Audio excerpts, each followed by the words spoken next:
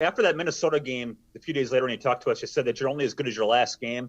So I'm curious where you think you are heading into the playoffs, where you've had a bunch of really good games. You're probably coming off one that you're not so happy with. Yeah, it was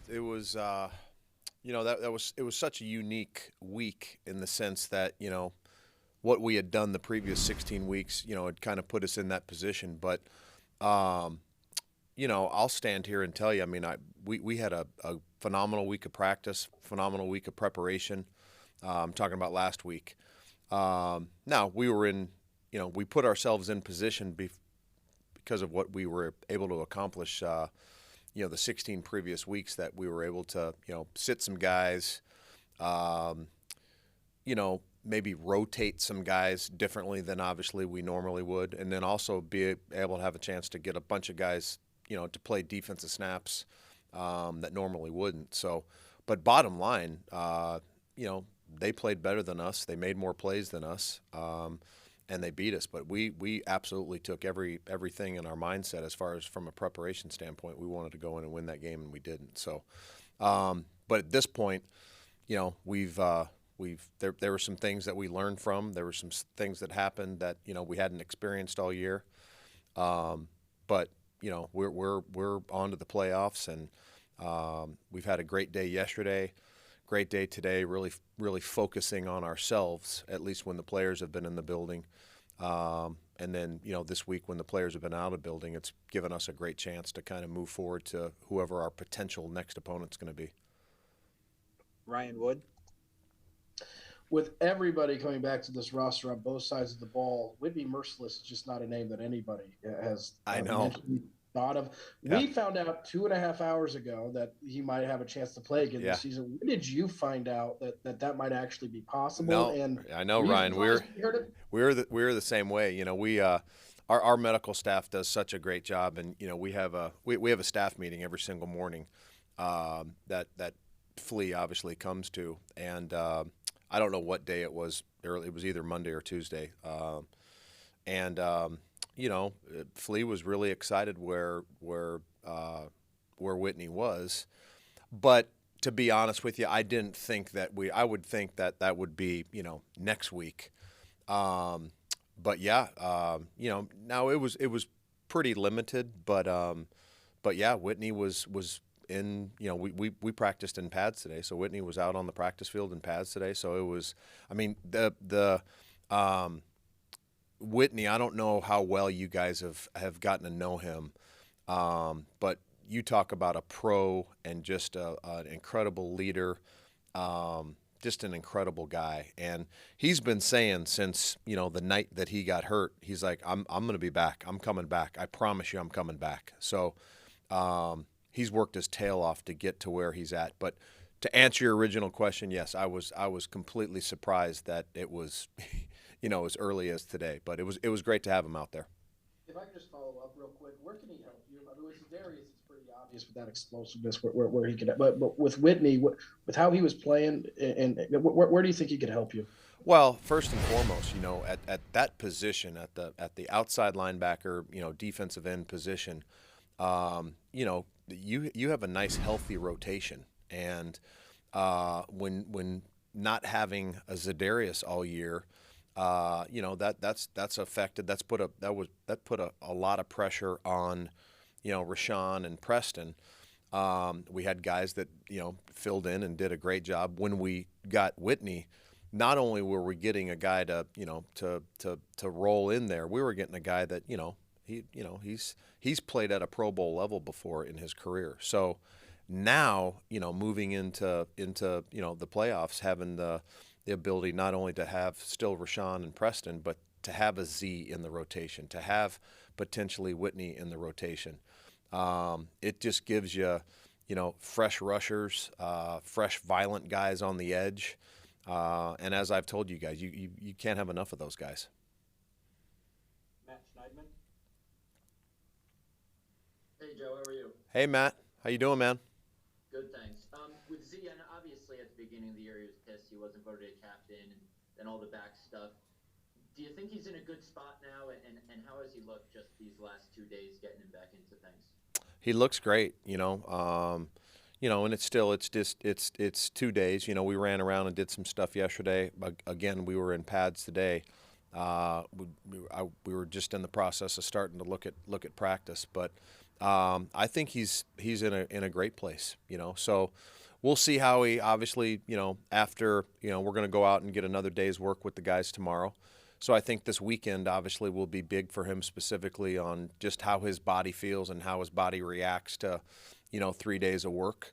And then, he'll get, Matt's giving the players off Saturday and Sunday, and then we'll come in with a normal work week next week. So, but at least what Z's been able to show the last 3 days, or yesterday and today, and then tomorrow, I'm excited with where he's at. So, Mike Spofford.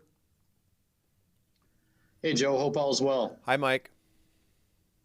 With the opportunity to get some of these guys back, Jaire, Za'Darius, Whittney, how do you get a handle on just how many snaps they can handle in a game when they've been out for so long? Like, what's Sure. the process in terms of figuring out maybe what that workload could be if they're available to step back in and play? Yeah, well, I think that's exactly what it is. We're right in the middle of the process, and I think a big part of that process is what we were able to do yesterday, what we're able to do today, and then finishing up the week tomorrow.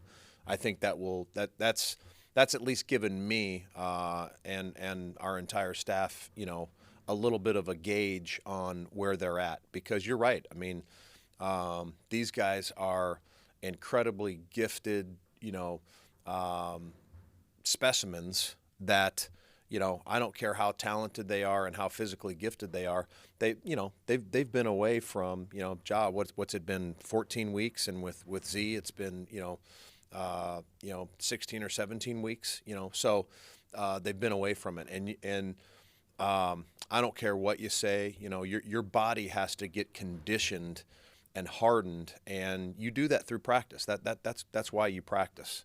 Of course, it's to skill development and your eyes and your keys and footwork and all that, but it's also to harden your body to be able to go play the game of football, which it's the most physically violent sport there is out there. So you said the process. I think that's a perfect word. We're still in the early stages of the process, but I like where we're at least yesterday and today, and get another good day tomorrow. And I think that will allow us to have, at least solidify our plan going into game week next week. Tom Silverstein. Hey, Joe. Hi, Tom. How are you, man? Good. It's nice to be on a recliner instead of those stupid seats in the auditorium. Yeah, but I miss you guys face to face. Yeah, we do too. But it's good to see you at least on this TV. Yeah, for sure. My question was, I'm sure through training camp, even though you didn't have them, you had all kinds of packages for Za'Darius and thoughts about how to use him. And Absolutely. You showed some of them against New Orleans. Yeah. But is it too late now to come back to some things? Do you really need to work on those longer than you have? Or can you still implement some of them? Yeah, we actually really never even got to, because that was, his availability going all the way back to the New Orleans game from a preparation standpoint was, it was highly questionable, all through the week. So, but to answer your original question, Z is an incredible player and does a lot of things well, but there's some specific things that we'll do with him, once we get into the game plan. We still don't even know who we're playing right now, which is crazy, but that's the, it is what it is. But yes, we will, obviously we'll get into some game plan and some situational stuff specifically for him. Absolutely. Mike Clemens.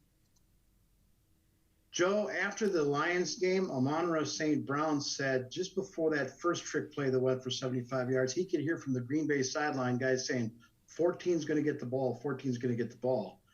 So it's clear your guys are watching the tape of the Atlanta game where they ran that play. Sure. But instead he flips it back to Kennedy. Yeah. throws it to his receiver. What Oh, was your message? I was to your one of guys? those guys yelling that 14 is going to get the ball. You know, because it was. I mean, it really was. It was great design by them.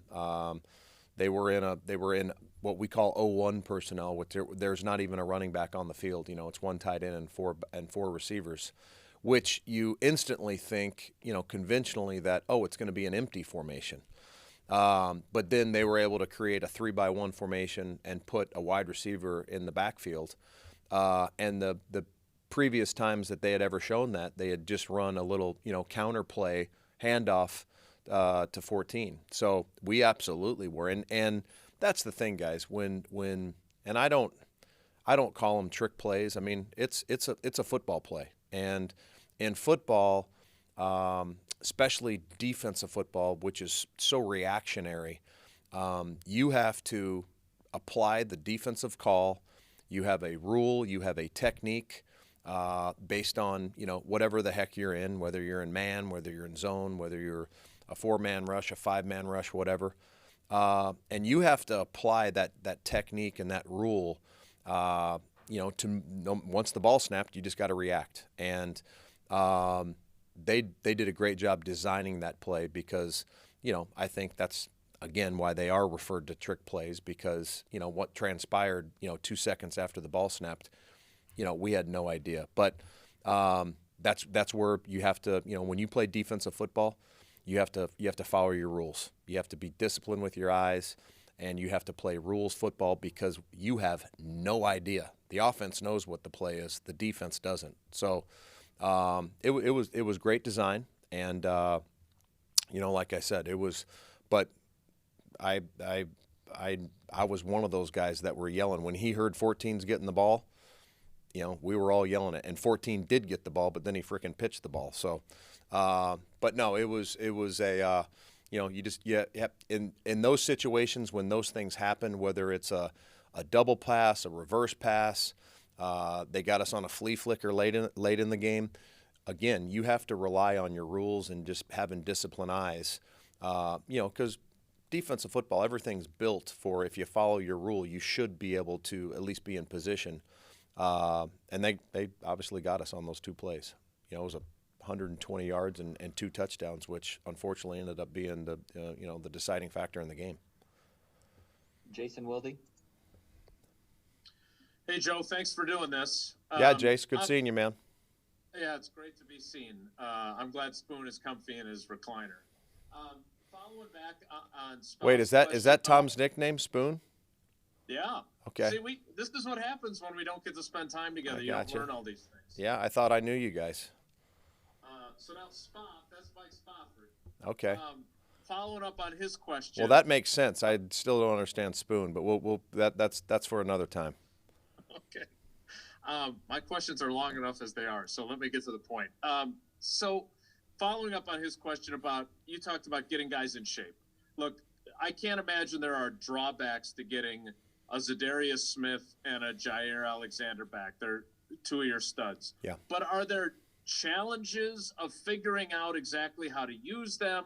Are there continuity challenges that you have to figure out? What are the, again, not drawbacks, but what are the things that you do have to figure out beyond the physical of how many snaps they can handle?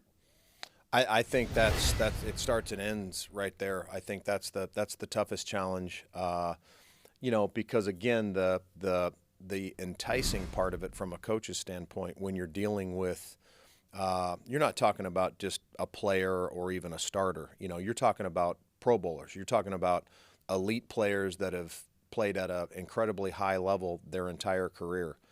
So of course, selfishly as a coach, you know, you want. If you got 2 guys like that, you want those 2 to be part of your 11, you know, all the time. And I think that's where we just have to be smart.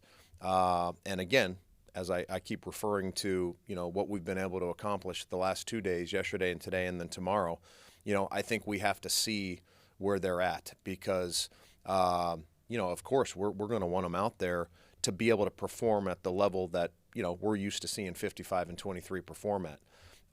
And what that magic number is, you know, we're in the process of still finding out. But, I'll give a shout out to everybody that's involved. Flea and Gizzy. They do a great job with these guys from a training room standpoint, from a weight room standpoint. From a rehabilitation standpoint, from a conditioning standpoint.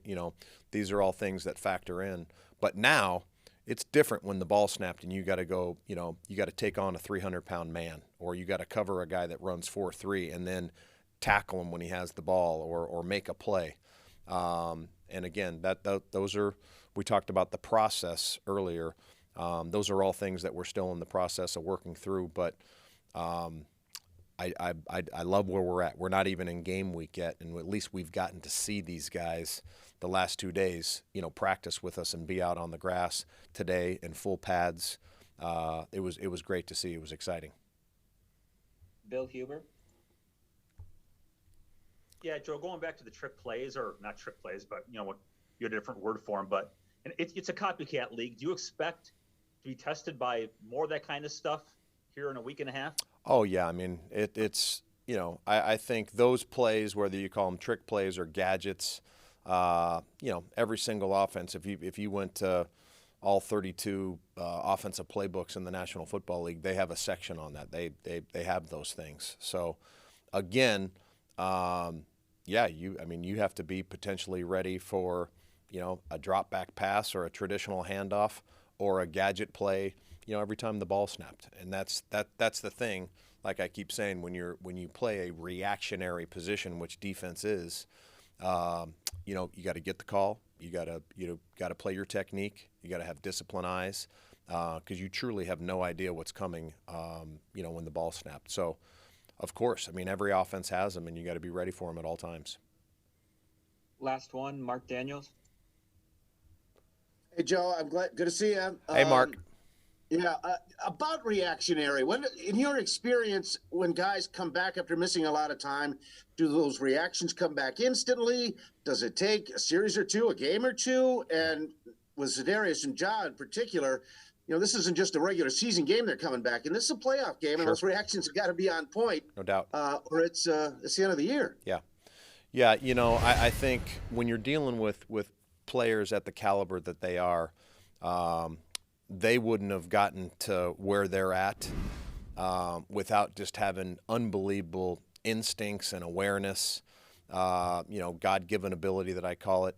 So I don't think as a player, I really don't. I don't think you ever, when you're to that level, when you're an elite player like the two of them are, the instincts and awareness, I don't think you ever lose that.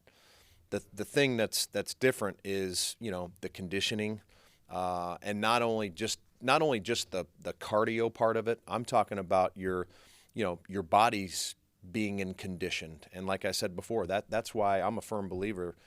You go through OTAs, you go through training camp, you go through practice, 4 days a week to harden your body to get it in football playing shape. And those are the things that we simply, time is not on our side right now because again, they've missed time because of injury. But I don't think there's ever, I don't think when you're a player like Z or a player like Ja, you don't ever lose that awareness or instinct or feel. But you definitely have to get into, the proper playing shape and the proper playing feel for your body. And again, that's where I think where we have to come into play, and we have to decide, okay, where is this guy at? And we're still in that process of figuring that out with, where that magic number is on, how many plays that they can go. And like I said, we're gonna that is our job to figure out what that magic number is. And when you got two great players, we're going to get them on the field as much as they can handle.